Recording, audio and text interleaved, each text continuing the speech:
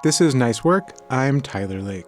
And I'm Alex Chambers. And Tyler, I'm sure you remember how classical music really started to lose its tonal center about a century ago. You know, Stravinsky, Bartók, Schoenberg.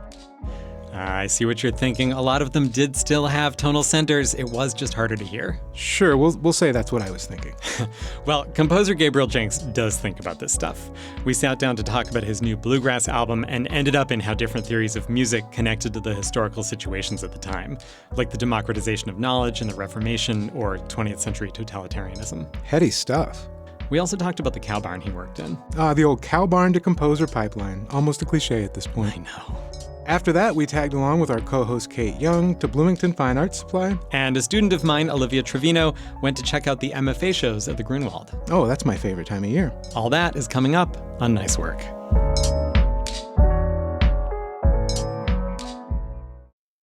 This is Nice Work. I'm Alex Chambers. Gabriel Jenks has a new album out. It's called Lonesome, and it's a collection of songs in folk and bluegrass traditions. It's a bit of a departure.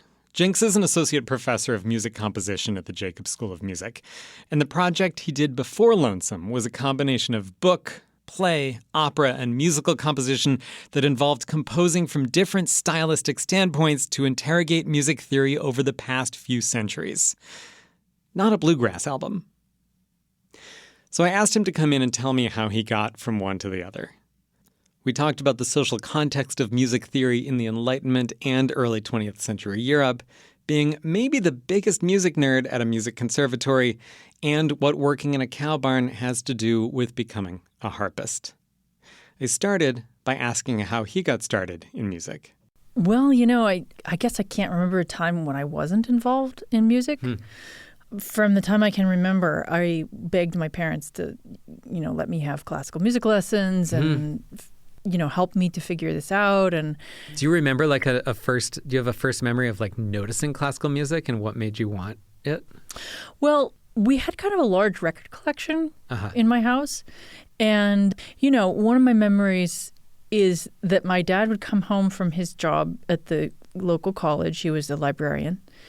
And he would take off his work clothes and put on his sweats. And then, we'd be kind of waiting for him. And he would come out and he'd be all comfortable and kind of ready to hang out. And one of the things that we would do would be to listen to music. And I'm sure we listened to all kinds of things, but it was Bach that really stuck to me. I know we listened to Mozart in fairly significant quantities too, but it was like Bach, particularly the cantatas that I remember from that really, really early time. I just remember kind of being overwhelmed by the beauty of it. And this sensation of, the shivers that go over your skin and when you listen. And that was the earliest sensation of something kind of really beyond me that I can remember. It was kind of transcendent. And, it was like 3, 4. So I think, when something touches you that deeply at that early an age, it has kind of quite an impact. So I don't think I had much of an idea of what this would even mean for me, but I knew that was what I wanted to do. Mm-hmm. And we lived in a very rural town, which not a lot of resources per se. But there was about maybe 10 miles in another direction, a teacher of Suzuki violin. And that was kind there you go. Yeah, that's the person that was available. So that's how I started. At that age especially. Yeah, and I remember, it's so funny, these things that, the confluences of resources that happened to be there. But there was a luthier that lived just outside of town. And she made violins, and she was not only were they for sale, but she would rent them, and which was great when you're tiny because you're growing and you don't stay on one for very long. Right. But I remember my parents rented for me a quarter-sized violin. Yeah. And I would go for my violin lessons. Which for people who haven't seen them are just adorable. They look like toys. They really look like toys. Yeah. Yeah, and I remember similarly when I would practice and feel that I had really learned something, that sensation, I got it again. That feeling of like, okay, this is something that's bigger than me and it's incredible and it's affected me like this wave kind of thing. And I feel as though from that early stage, there was never anything else that quite touched me in that way. I mean, I was always very involved in like writing stories and writing, which, I'll pick up as another thread in terms of what it is that I do, because it sort of goes side by side. True. And that would oftentimes do something similar for me. But I think that visceral sense of these sound waves and, how they hit me and all of that was very formative. So it was, when my violin teacher moved away, it was piano next. And, the same thing. It was just somehow this involvement was much larger than I could. It wasn't like I had a specific, I'm going to do this for this reason, and then it's this sort of performance goal or whatever. It was just like, I need to swim in this ocean somehow. Then harp became your instrument? Is that right? Yeah. I mean, piano kind of stayed. Okay. Because piano is, for me at least, and I think a lot of people feel the same way, you kind of can't not have it as a composer. Like, you sort of have to have it. Mm-hmm. So, it stayed there for me. And but the harp, I can't remember exactly how old I was, somewhere in the 9 to 11 zone, probably in there. And it was a funny circumstance. My aunt is a harpist, and so that's kind of how it occurred to me, because she came through after an audition and she brought her harp, and this was apparently when I was very small. I don't even remember this. Okay. But so apparently I plucked a string, and she said to my mom, "This is a harpist." So something about the motion of your hip finger. Yeah, something about it. I don't know. Anyway, I got it into my head at a certain point that I was going to get myself a harp. Mm-hmm. And, my family didn't have a lot of financial resource, so it was kind of like, well, that's a whole different ballgame than renting a quarter-size violin. Like, that is that's more significant. Yeah. And I think also they were kind of like, okay, you've had your time with the violin, you've had your time with the piano, do you really need the harp also? Mm-hmm. So I said, yeah, absolutely I do, and I will work in the cow barn down the hill until I earn enough money to buy a harp. You don't even have to help me a little bit. So I think, I can't remember exactly, but I think I was paid somewhere between 50 cents and $1 per hour.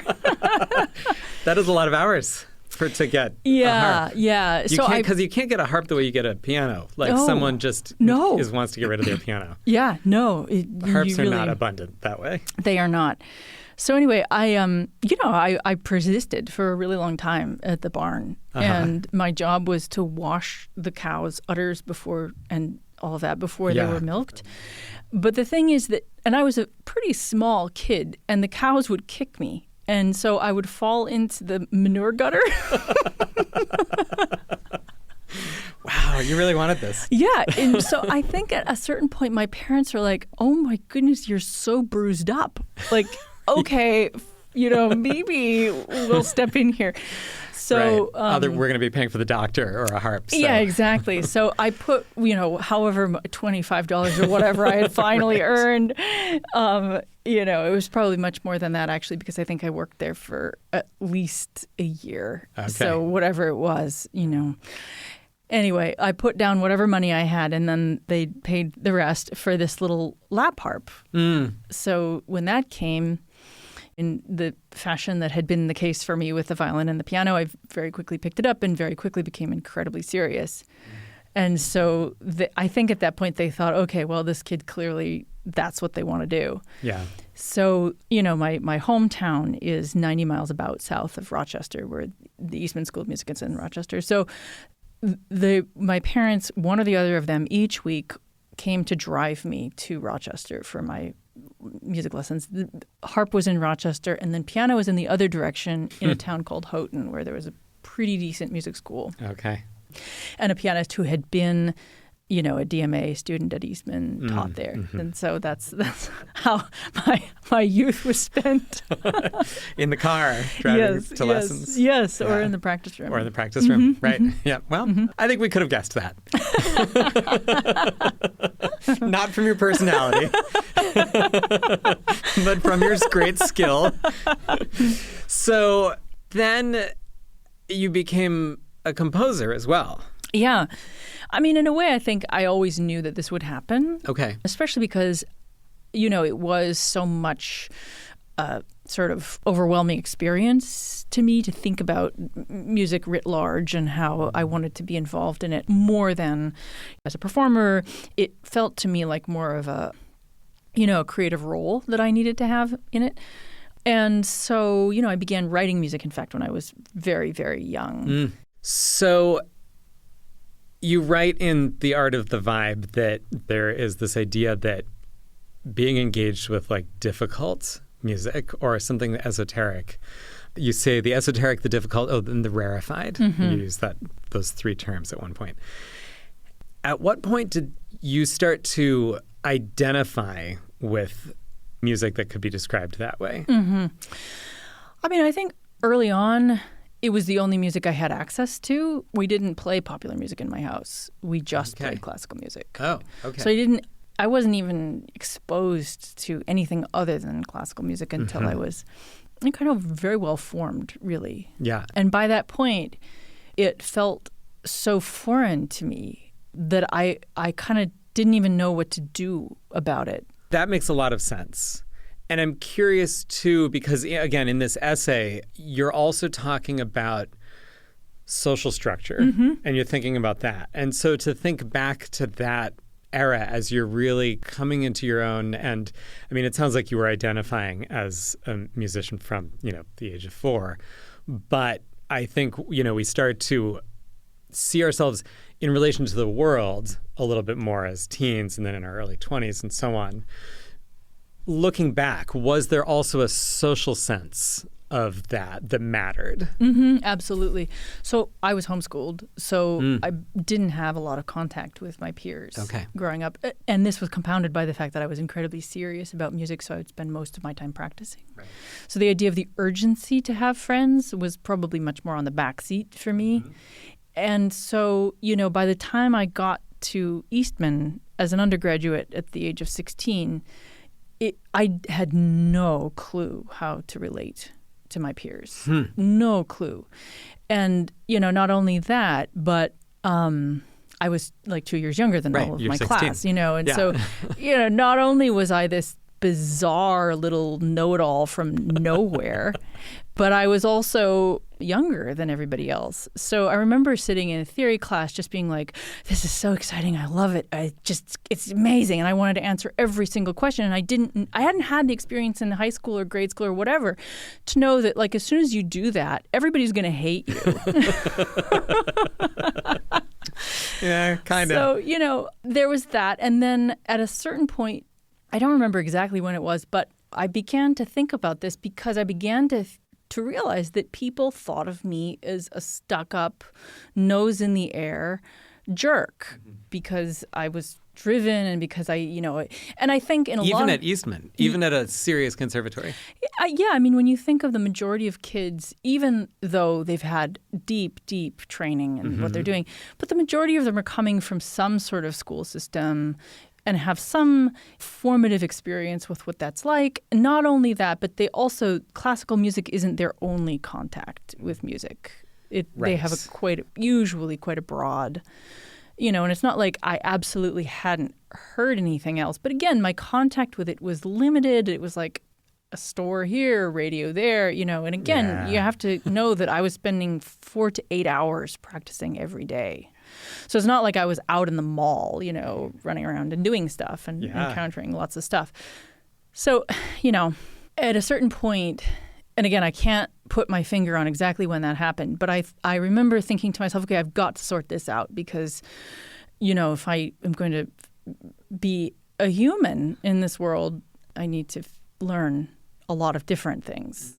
And so that involves a lot that, of course, the scope of this interview doesn't even have time to go into. But, in the musical zone of things, that also meant to try to expand my palette greatly. And not all of this was for social reasons, although some of it was. But much of it, too, was this sense in which I don't know exactly which part of this dawned on me first, but as it began to dawn on me that people viewed me as a kind of a stuck-up person, it also dawned on me that though I could come back and say, yeah, but it's not really a choice on my part. I just wasn't exposed.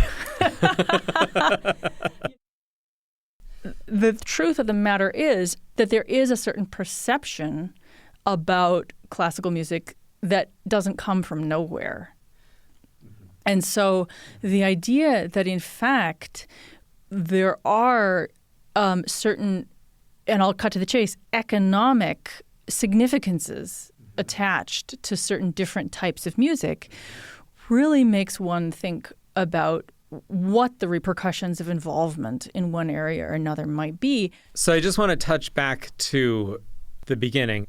The Lonesome Project is much more, I guess I would just say, accessible. And, having listened to some of your work prior to that over the past, 10 to 15 years, a lot of that does seem to be experimenting more with both rhythm and, melody and harmony, which makes it feel less accessible. So looking at all that, to me, it feels like Lonesome is a big shift.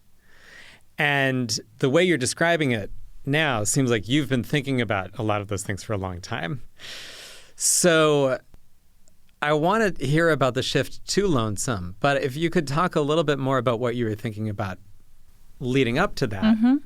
Yeah, so I think that a huge part of my explorations kind of leading up to that involved different rabbit holes, going down different rabbit holes. Okay. So before that, predating it by a couple of years, was a project where I was writing stylistic counterpoint, meaning that I wanted to feel as though not only was I able to kind of understand the way that, let's say, 16th century polyphony was put together, but I could write it so convincingly that it would be like I had time warped myself. Cool. So I wrote this hybrid work that was somewhere between a book and an opera and I don't even know what.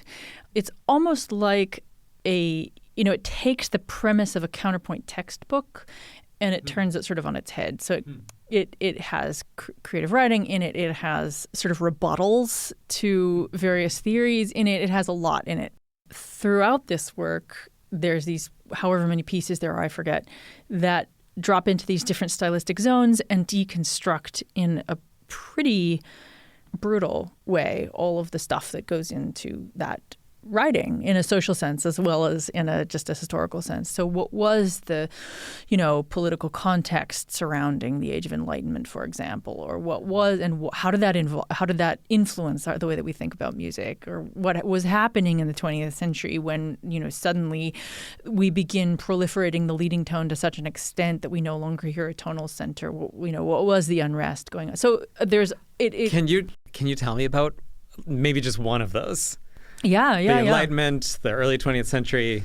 Sure. So in a lot of different ways, they're so interconnected that I kind of can't drop into just one. But Feel free to connect them too. Totally. So one of the interesting aspects that I wanted to explore is that there is this musician whose name was Johann Joseph Fuchs, who wrote a counterpoint manual that came out just right about at the time that Bach's Well-Tempered Clavier came out.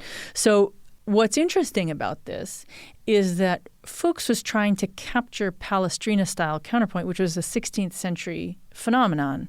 So we're talking about, his trying to codify what was going on pre-Reformation, really, in this 1723 manual on counterpoint. And for the first time, he broke the learning of counterpoint down in a step-by-step sort of process that not only, is incredibly clear, but also really tells you something very profound about the thinking around that period of time of like the democratization of knowledge, the scientific method. And not only is that in many ways very beautiful, it's also very problematic because it suggests that it's almost a two-way street. Like, okay, music composition is a step-by-step process, which it absolutely is not.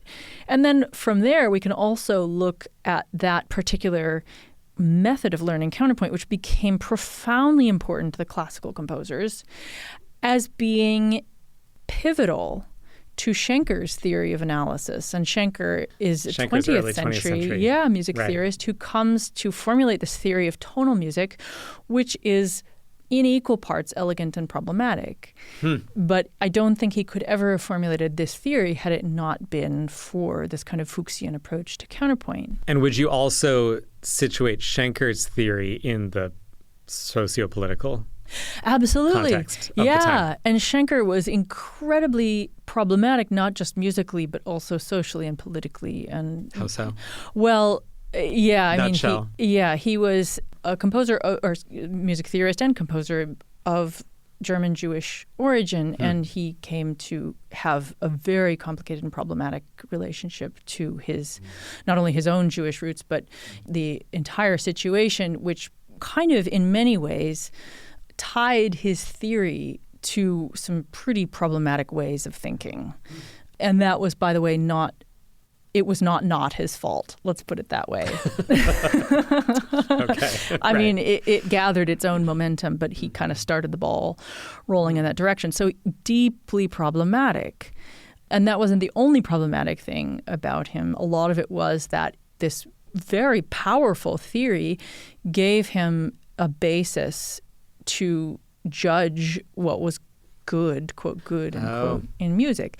So, he had this kind of strange little swath of, I mean, it wasn't strange, it was very normal swath of repertoire that went from Bach through Brahms, who was the last composer that he sort of respected. I mean, Chopin was kind of, there were some exceptions there within Chopin's music, but, anything beyond that, he just considered to be basically garbage. So it was sort of like, it bears a very uncomfortable resemblance to a lot of thinking that puts people in a terrible position socially, right? Right. We can think about it in terms of racial hierarchies Exactly. in a big way. Exactly. Yes. Right. Yes. Or the ways that there are composers in the 20th century who were writing music that was trying to push against their totalitarian political regimes and maybe was not something that Schenker would think was a legitimate form of music.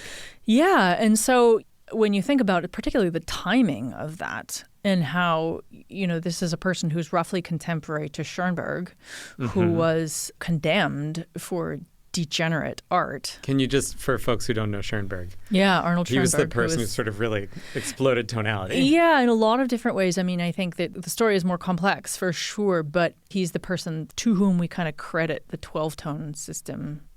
So if you think about these two people as kind of roughly contemporary, and interestingly enough, both of them wrote counterpoint manuals and harmony manuals. And so, Schoenberg, as much of a composer as he was also deeply involved in the theory of music.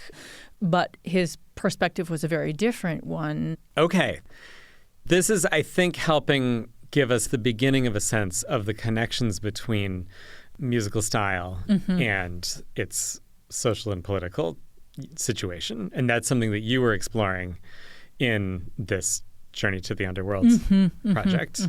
And did that lead then to this Appalachian folk set of songs? Yeah, I did, in a funny way. I mean, I think part of the job of one being empathetic is really to try to get inside each thing. So the idea of just borrowing something, but basically staying centered within one's own perspective, can be troubling. That's essentially what colonization is.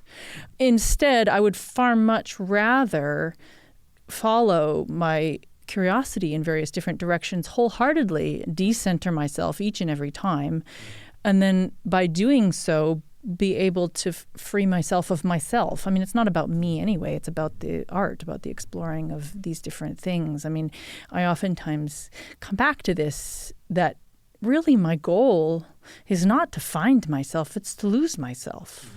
And did you lose yourself in Lonesome? Yeah. I mean, I think every time I do a project that feels really saturated in whatever it is, I do feel as though it's no longer about me. And I think the dichotomy is that, or the contradiction or whatever it is that people will always say, and they're not wrong, this must be an incredibly deeply personal project. And it is, and yet it also goes far beyond that. A little bit like what I was talking about at Eastman, it began maybe as a project of me being a misfit, trying to just be socially acceptable. But after a while, the actual curiosity takes over and you no longer matter in it. I wonder if you could talk about a particular song. I mean, I actually really enjoyed the title song. Yeah, absolutely.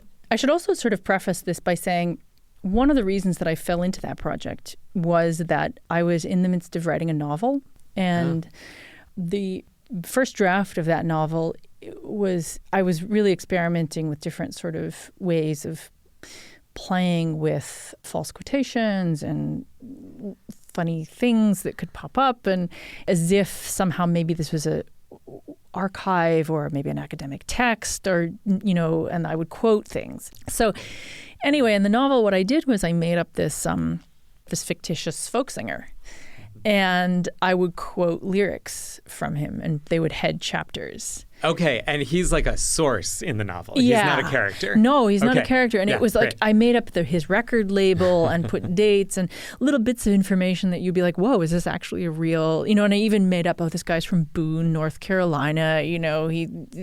I kind of made up a good deal about it. His name is Odell Sweetwillow. That's good. I'm convinced. Yeah. So anyway, the more that I got into looking at these little fake citations and all of that from Odell Sweetwillow, the more I thought, these are so cool. I really want to write the songs. So, I went out and got myself a banjo, and I'd never come into contact with a banjo before, but I thought, this will be really, really fun. That'll be a frontier that I've never explored. That'll be cool to do that. And so, I remember that summer I got the banjo home, and I didn't even know that you were supposed to use the metal finger picks. I mean, you don't have to, but the Earl Scruggs style playing, right. You would. And so I kind of tried the claw hammer style for a minute, where you don't use the picks and you just kind of strum, and it's a wonderful rhythmic type of effect. But I don't know, something about the fact that I've played the harp for so many years, I just wanted to be able to have my fingers be somewhat independent. Yeah. So I went and I got the metal finger picks. I found my way around the fingerboard. I practiced. I really, as is typical for me, I went into that whole rabbit hole. I spent hours each day with the banjo, And so most of the songs that I wrote in the beginning were with the banjo. Okay. And most of them were kind of from this cheeky standpoint where I was kind of like, I'm not really being earnest about this. Yeah. But the more I got involved, the more I thought, well, okay, fine. And yet this is genuinely an interesting and also an amazing style of music, and the fact that, okay, so if I am trying to position Odell Sweetwillow in kind of an Appalachian place, what is that lineage? And you have all of this sort of Scotch-Irish immigrants and their music, and Italian immigrants and their music, and music from Black musicians. And so you have so many different influences coming into this music. And so that provided an enormous variety of things to explore in there. And so the more I explored, the more serious I got about it. And again, it started to be bigger. That's great. I love that it started as this kind of false archive and then became this actual real album and exploration of the music. Yeah, and I think what was cool about it too was the more I played around with making songs, the more I thought engaging with that craft, which is a different craft than other music making practices, it became very gratifying. It became, in the same way, like a beautiful, overwhelming thing. Again, that sensation, of just it washing over you and it being amazing and dancing with it and all of that. So, and I must say, I think that's my obsession with craft in general, is that very sort of like, if I can, I hate the word master it, but if I can become comfortable enough with it, if I can become fluent enough with it to dance, that is the most pleasurable experience I can possibly imagine, bar none. So, that kind of did it for me. That makes so much sense. That's great. I'm curious, and we should wrap up because I should let you go. But I do just want to ask, is it all about craft and form? Or is there still an element of exploring something that you're thinking about and feeling as you're making these things? I think it's all wrapped up in one big ball. Okay. I think we all come from the standpoint of our own set of feelings and emotions and experiences. We're all just an amalgam of that. So in a way, if Lonesome starts with my own pain, that's jumping off point. But it doesn't stop there. All my edges going weak. Gabriel Jenks is an associate professor of music composition at the Jacobs School of Music.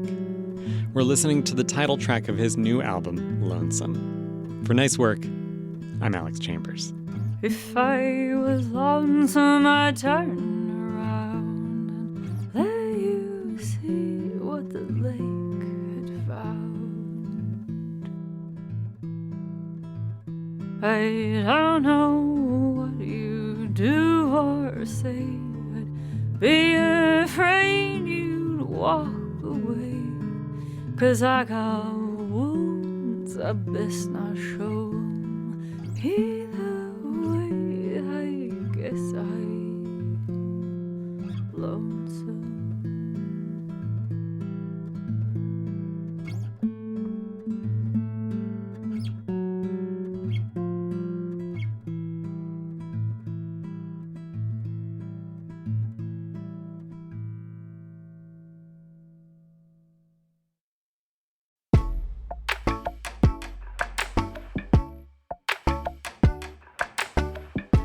This is Nice Work, and I'm Kate Young, and I'm here in the studio today with Heather Farmer and Maureen Langley.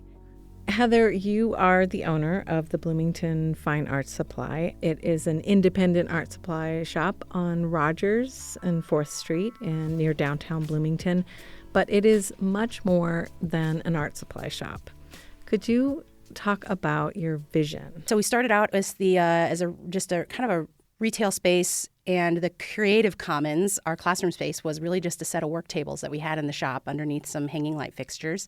And it didn't take long before our programming kind of outgrew that space, because we were finding that there was a real interest in not just opportunities to learn from community artists, but to connect with other people creatively.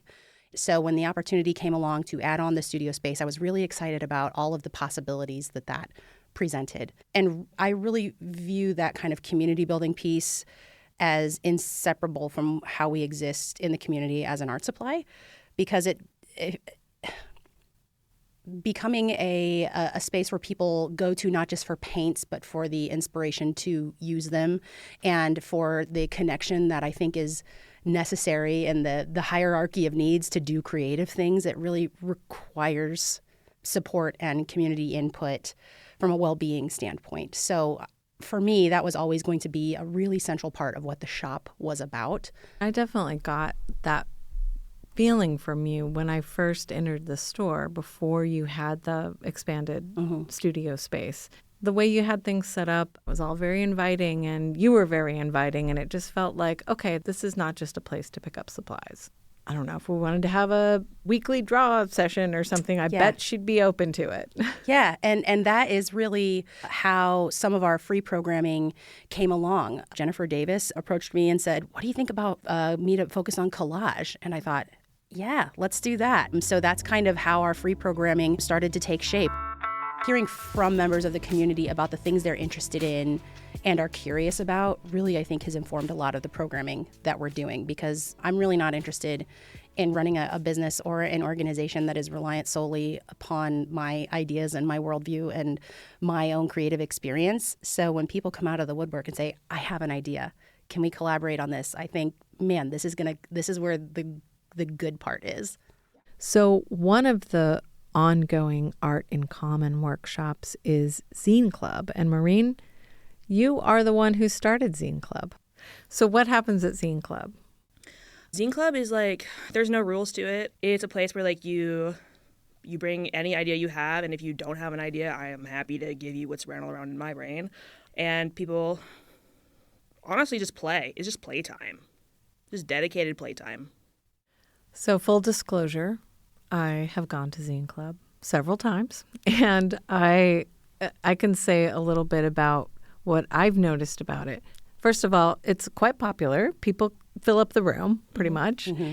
And there are some examples of different kinds of zines that you bring, kind of like a library for us to look at. Yeah, I do bring the TLZL every time. However, I just installed the a tiny little zine library. It's a tiny little zine library. It's usually in an old metal lunchbox.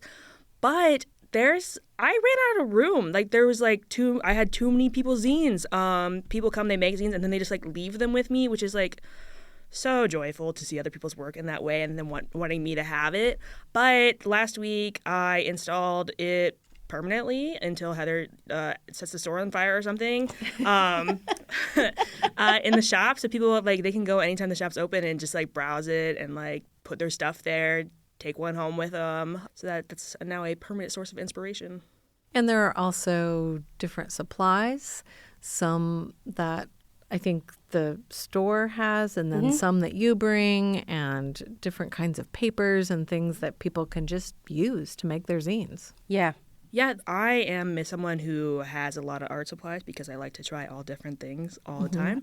And then Heather stocks the Creative Commons with, I don't know, what do you stock it with? Oh, gosh, all kinds of goodies in there. We've got all different types of paper. Some people are doing zines that are like more ink heavy, whereas some people are doing like just graphite drawing. So different types of paper. We've got markers and colored pencils and rulers and sharpeners. It's just kind of this like micro little art supply over there.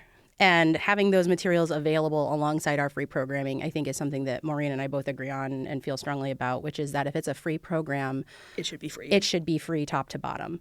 And like we've got plenty of classes where, you know, you pay the cost of admission to come study with a local artist to pick up a new technique. And, you know, I'm thrilled to be able to support artists as they create careers for themselves through that avenue. But for our free programming, being able to say, really all you need is the willpower to get yourself there and the curiosity to dive in once you arrive. And this is true also for Art Club and Collage Collective. All the materials are provided. Sometimes someone has a fancy pair of scissors they prefer to use, or they have specific, you know, like a whole tool. Sometimes people bring an entire toolbox of their like curated images or whatnot.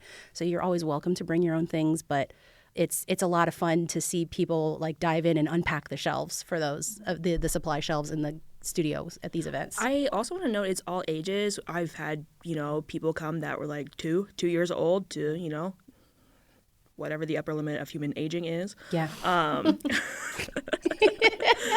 Yeah, it's all ages and all kinds of different people come, and it's such a joy just to, you know, see who's going to be there that week. Yeah, it really has nothing to do with age or previous experience or ability. Or I hear this all the time in the shop. Well, I'm not an artist. I hear this from people a lot, and inviting people to just cast off whatever their preconceptions are about, air quotes, being an artist, and coming to just engage their curiosity and connect with other people. Yeah. I feel like that's a really critical skill in being a serial creative. Yeah.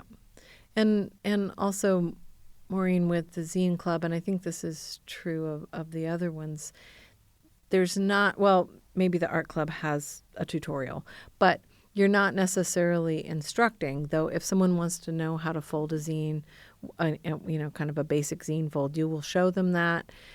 You also have like a little list of prompts that people can take. So there's something there to help people get started, but it's not like, okay, today's lesson is this kind of zine or whatever. So yeah, I gotta make it fun for myself, and if I had to lead a lesson every time, it wouldn't be as enjoyable. But I am always willing to teach anybody any kind of information I have, whether it's like how to fold a zine, how to grow vegetables, honestly anything that I know other people can know too.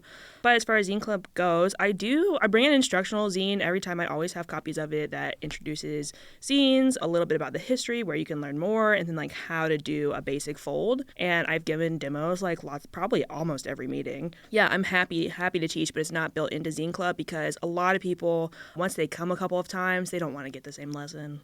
Maureen creates a really inviting atmosphere where asking questions and showing up and saying, I don't know the first thing about this, where that is not only okay, but encouraged. And I want to give her credit for that, for creating a really welcoming but still upbeat atmosphere that people, I think, it allows people to engage their own creativity without judgment of self or judgment of results.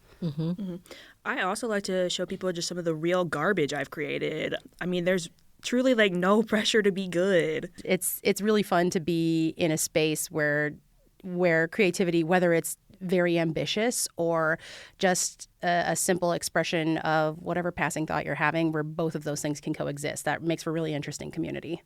can you tell me of like a memorable moment in Zine Club? Okay, well, there are a lot of things made in Zine Club that I cannot talk about on the radio. Again, you get people from all walks of life in there, so there are some truly goofy things that are being made.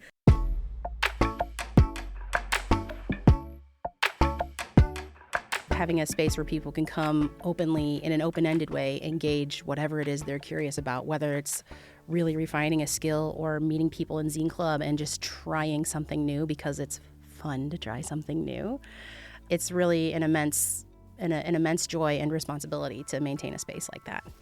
Yeah, for me, Thursdays and Commons are just, I block them all off of my schedule every single time because for me, it's just the act of having a place that you can go to and do your project, whether it's like the idea of that day or if it's just something you're working on, like that is so important to me, just to have a consistent time that you can count on every single month just to go and be creative.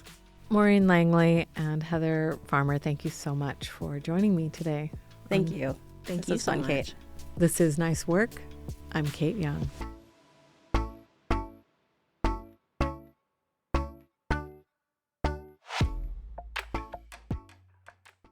Graduate students in the Studio Art Department at Indiana University work over 3 years in their area of study to develop and hone their skills. All this time and effort accumulates in a show at the end of their 3 years. If I could describe my show in one word, I would say eternal. Colors. Elegant. Unsettling. Controversial. Communication. Wonder. Time. Forest. Handful. Relevant. My name is Alex Quintanilla. Allison Cofrancesco. Bridget O'Brien. Danny Bolton. Hannah Tepp. Jesse Robinson. Jingying Che. Matthew Wilhelm. Mackenzie Phelps. Sean Bailey. Sukyoung Augustin, and I am an MFA in the jewelry and metal ceramics. Painting. Graphic design. Sculpture. Painting. Photography. Fibers. Ceramics. Digital art. A big part of the MFA program is learning to talk about your work, the themes, the ideas you're exploring. So I asked each of the artists in the show to tell me what they're thinking about. Danny is in sculpture, and the title of his show is Wavering Between Something and Absolutely Nothing. His work is an immersive installation featuring a closed room filled with tally marks. He performs during gallery hours by walking around this room in a circle. As of this recording, he has performed for 15 hours. Large black rectangles cover the walls of the room surrounding the smaller room, with a large, dark 3D artwork sitting in the middle of the wall. My show, Wavering Between Something and Absolutely Nothing, in a broad stroke, is poetically and obliquely considering time as a socially derived and self-realized construct, foiled through abstraction and repetition. Bridget is in painting, and the title of her show is Land Credits. Her show is a large, continuous installation made up of many individual rectangular paintings arranged together tightly across a long wall. Each panel contains a different image. Some are scenes of forests, glowing sunlight, and reflection. Others are more abstract, with circular shapes and flowing textures. The work comes together to create a continuous mosaic of scenes and textures. Alex is in graphic design, and his show is called For a Limited Time. Similar to advertisements you get online, he creates bright and commanding digital posters that stand out against the white gallery walls. The compositions feel crowded and intense, layers of text and image. It feels like scrolling through ads with the constant pressure to engage, look, or click. My work, it kind of flips advertising on its head. It's like Warhol, where he takes ordinary things and remixes them into something of his own meaning. I do the same thing with these ads that I keep getting. I make messages of my own on the status of design in today's, in contemporary life. Hannah is in photography, and the title of her show is Light Seeker. Her work is an installation of soft, plushy sculptures printed with photos she took with her pinhole camera. 600 of these plushies are scattered across the room in piles and hanging from the ceiling. The colors range from deep purples and blues to bright oranges, yellows, and greens, giving them a dreamy, cosmic feel. What I make comes from my pinhole cameras that I make myself, and whenever I'm anxious or overwhelmed, I use them to calm down. So every pinhole is a recording of the act of calming down, and then I turn it into a plush pillow squishy as this form that holds that calm. Okay, so that was most of the artists from the first show. We just heard from Danny, Hannah, Bridget, and Alex. Next, we're gonna talk to the artist from the second show. The second show involves artists Jess, Allison, Jingyin, Matt, Mackenzie, Sean, and Suk Young. Allison is in painting, and her show is called Handful. Her large paintings fill the walls with colorful, cluttered scenes. The colors pop with lots of blues, greens, reds, and yellows. And the painting style is loose, exaggerated, and stylized rather than realistic. My show is about stuff and junk and adventures and identity through that stuff and junk. Jess is in ceramics, and the title of his show is Paradox Management. His work is a sculptural series centered around a human-animal hybrid figure. There are doll-sized figures placed in different environments, from planets and sky to deep trenches. The repeated wolf heads feels like an identity, but the environments feel like they represent different moments of lived experience. It is about the inherent contradictions of life, the things that would seem like they can't coexist together, like they would be mutually exclusive, but they're not. They are just facts that have to coexist. And so how to manage that coexistence, which I think is something that we really need as a country right now. Matt is also in ceramics, and his show is called Formal Aesthetics. Matt's work is a formal study of the vessel, creating these round-bodied vessels with sharp lines on the lids and lips that play with shadow and space. The pots are colors like deep blues, bright oranges. He pays attention to how pots interact with the space around it, looking to create interest and harmony while also perfecting form. My show is about formal vessels and their inhabitants in space. Mackenzie is in fibers, and the title of her show is Divinities. Her work is quilted objects, including her own figure, made from highly saturated dyed fabric, plastic, distorted images printed on fabric, and other materials.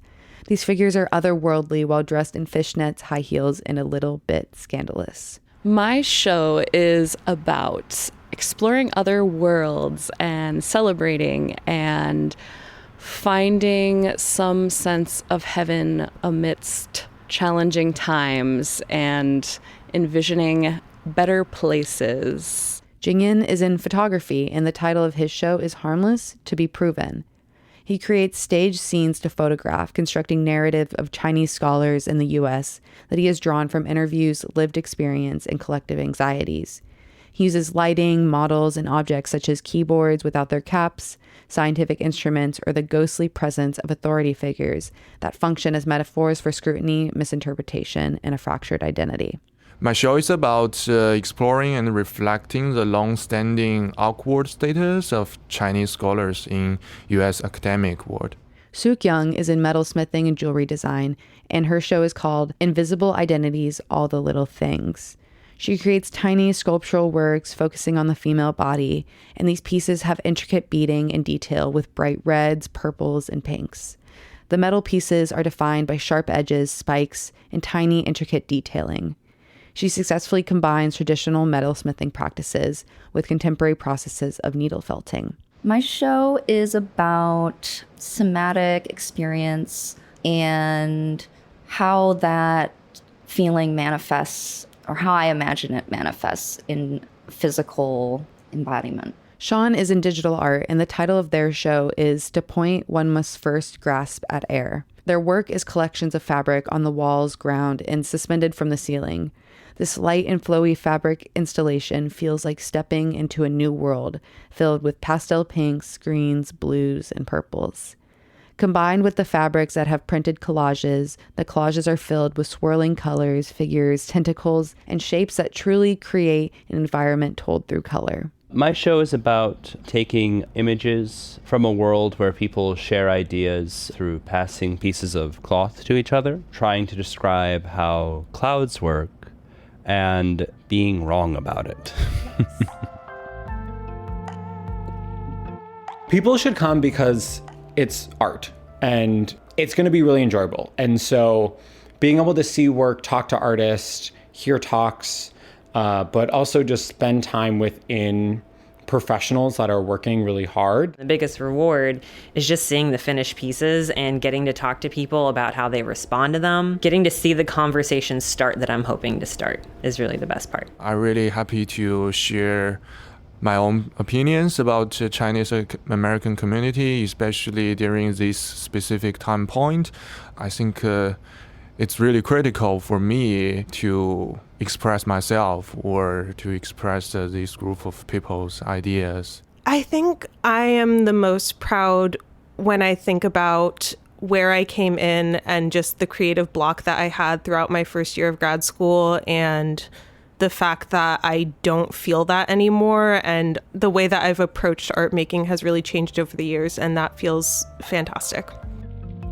The first show ended on April 4th, and the second round runs from April 7th through April 18th at the Grunwald Gallery on IU's campus.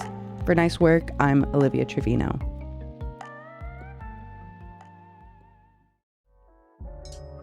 Nice Work is a production of WFIU, WTIU, and Indiana Public Media.